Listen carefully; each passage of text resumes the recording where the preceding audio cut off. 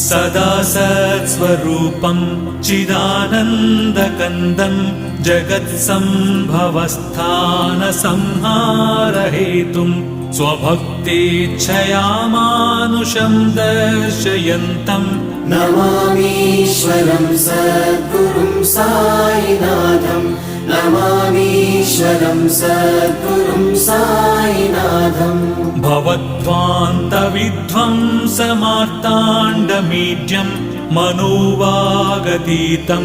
मुनिर्ध्यानगम्यं जगद्व्यापकं निर्मलं निर्गुणं त्वां नमामीश्वरं सद्गुरुं साईनाथं नमामीश्वरं सद्गुरुं साईनाथम् भवाम्बोधिमग्नार्दितानां जनानां स्वपादाश्रितानां